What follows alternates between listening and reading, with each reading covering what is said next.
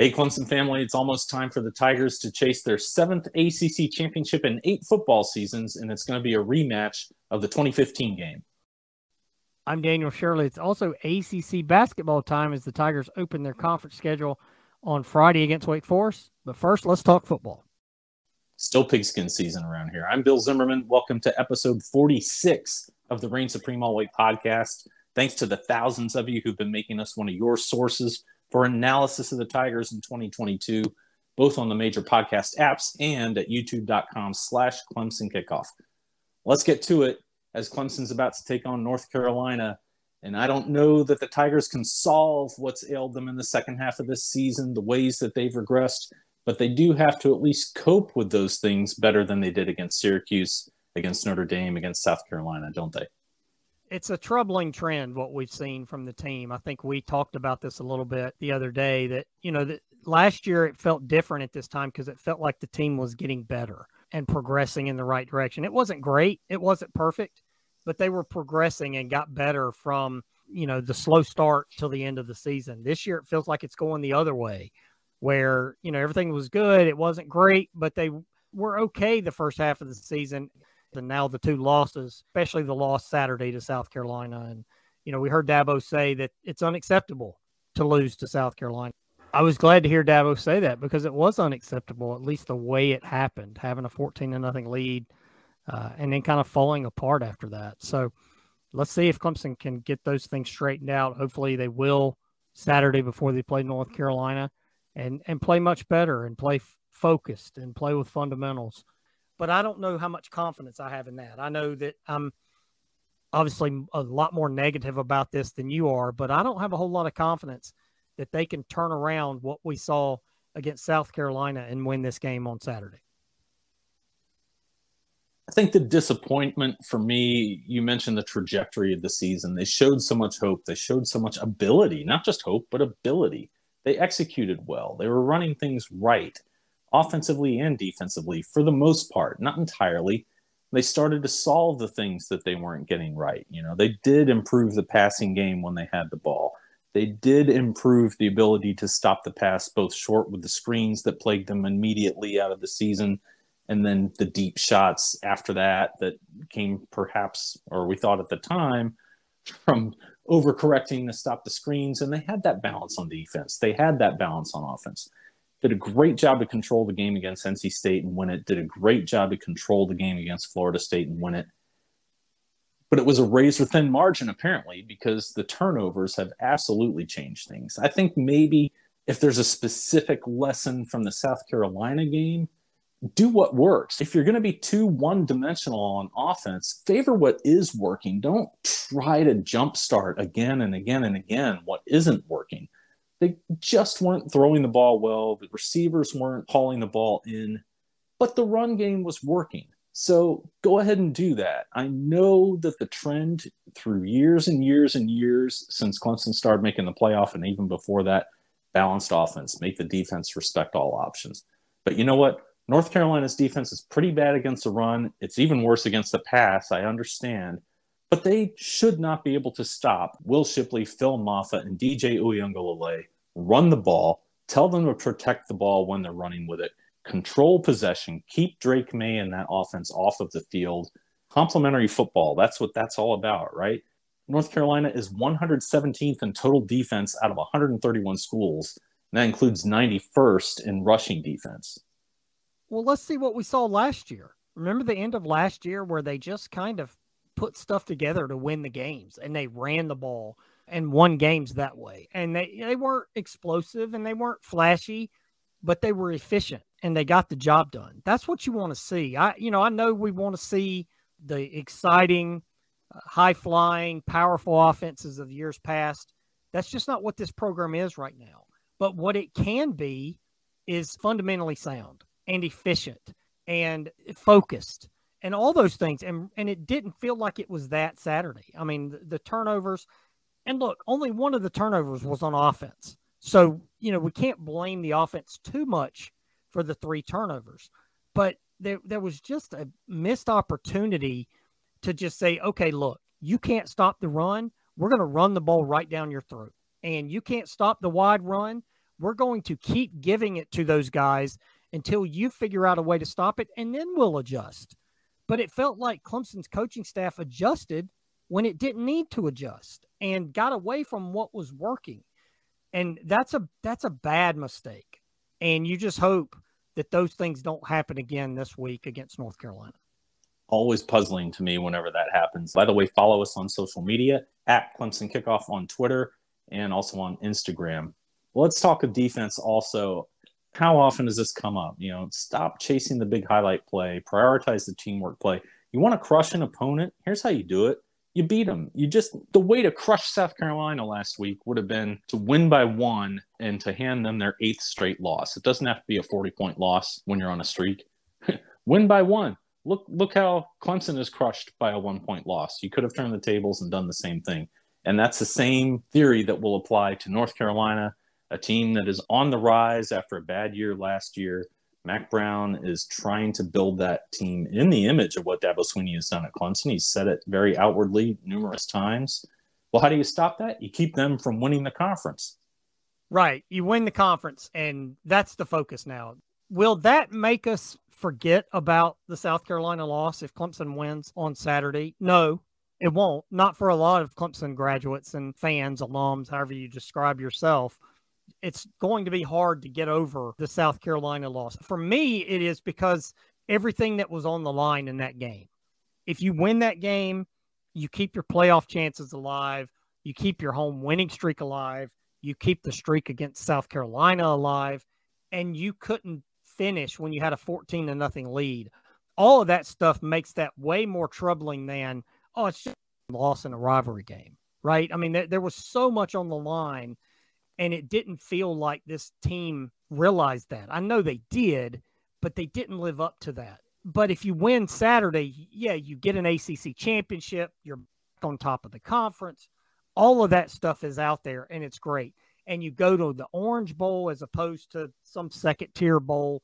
So there, as much stuff that was on the line last week, there's still a lot on the line this week, even without the playoff out there. So let's see this team refocus and go play well and win this game. It won't make you forget about South Carolina, but it'll ease that pain just a little bit.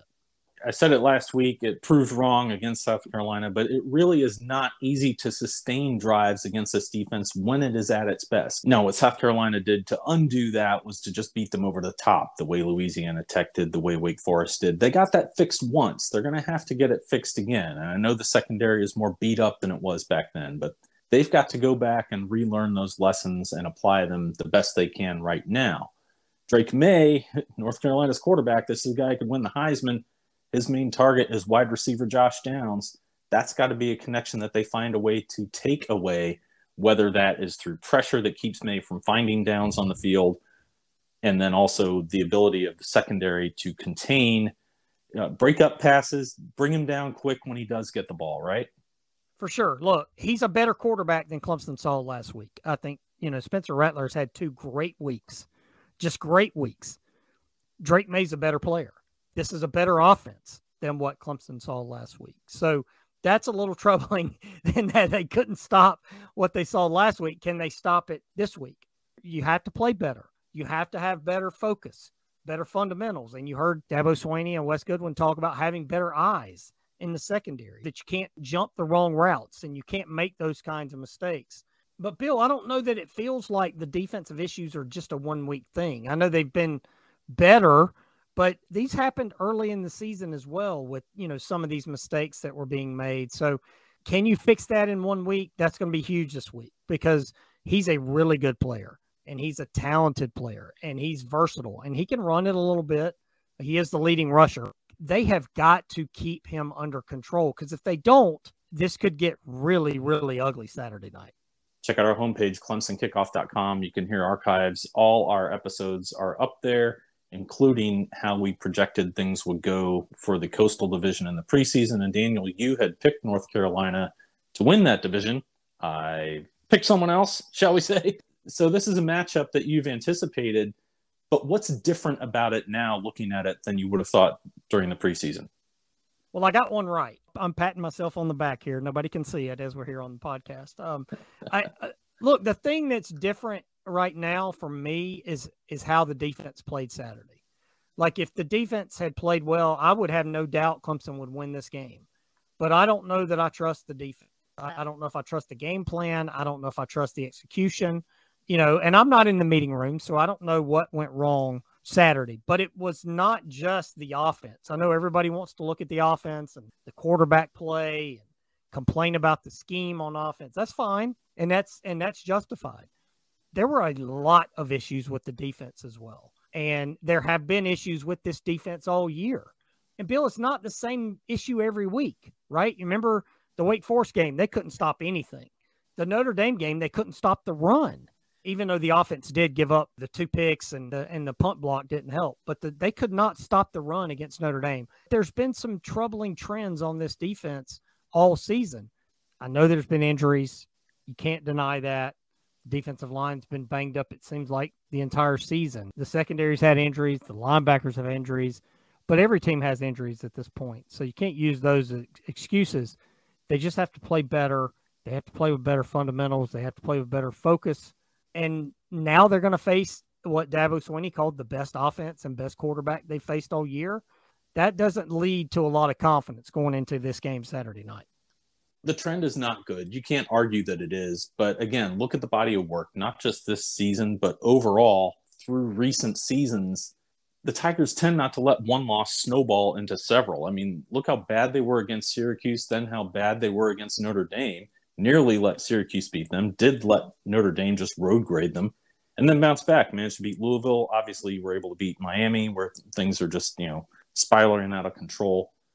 So the ability to bounce back is there, the ability to problem solve and assess. And it just bothers me that it not only takes one loss for this wake-up call to come, but multiple losses. It just looked like, again, against South Carolina, I know I said this the last episode, they got up 14-0. They assumed, hey, it's going to be like this all day.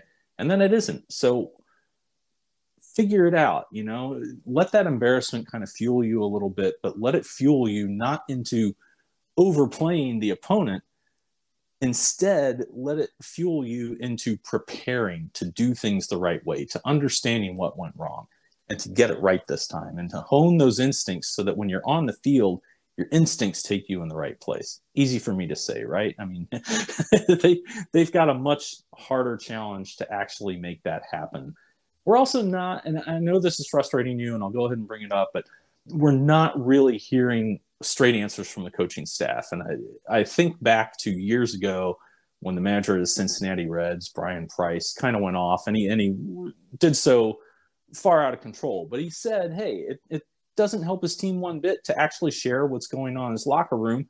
And as much as I'm a journalist who wants to know what's really happening and wants people to be straight with us for the sake of being straight with the fans, for the sake of being straight with the people who love the sport, I honestly have to say that Price gets it right, that it doesn't really help his team any to sit there and say, yeah, this is what we can't do, and this is what we can't do, and here's who's hurt, and here's what's hurting him, and here's what he can't do as a result of that.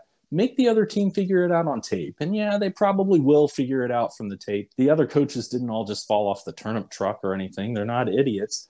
But I really don't blame Swinney and his coordinators for keeping those messages in-house and not sharing them with us. But I do think it adds to the frustration to hear answers from them that don't add up. And I don't blame them for discussing things on more of a surface level.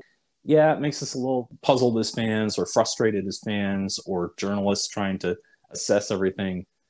But the bottom line is this team has to turn it around. Whatever it is that they need to do, these guys know it. The players are going to know it. The question will be, can they execute on a better game plan this time around? Look, I get why people get upset about the messaging and all that.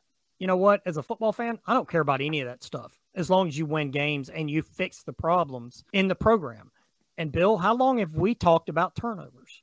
And you talk about wake-up call. Why wasn't Syracuse a wake-up call, right? Why wasn't Notre Dame a wake-up call? Was it 6 straight weeks now or 5 straight weeks with at least 3 turnovers in every game? Why isn't that fixed? You can message it any way you want to in the media or in the public or on Dabo's call-in show.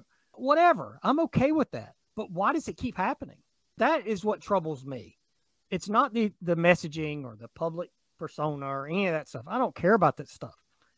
Win the games. Win the games. And last year, what did we hear?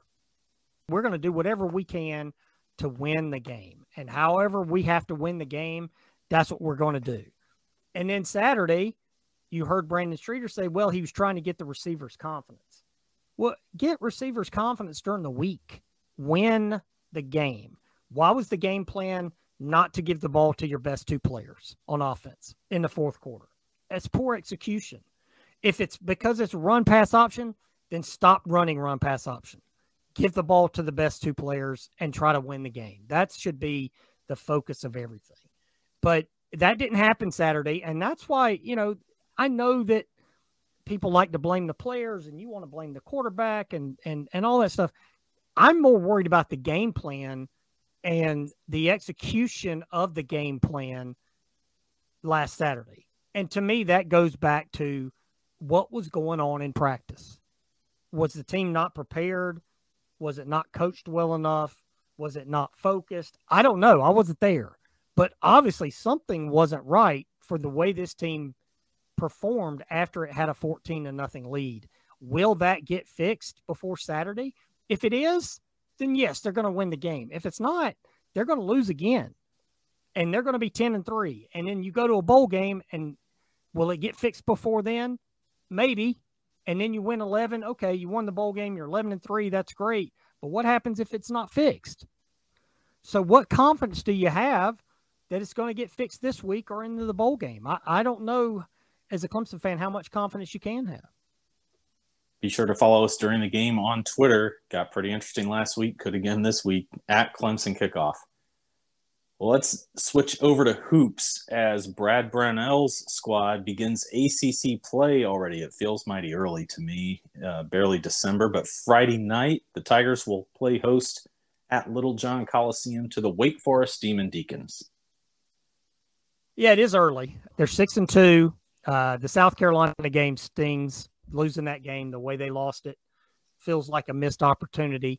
They lost to a really good Iowa team. I think Iowa, again, is a really talented team. They had that game in a close game down the wire and just couldn't get it done.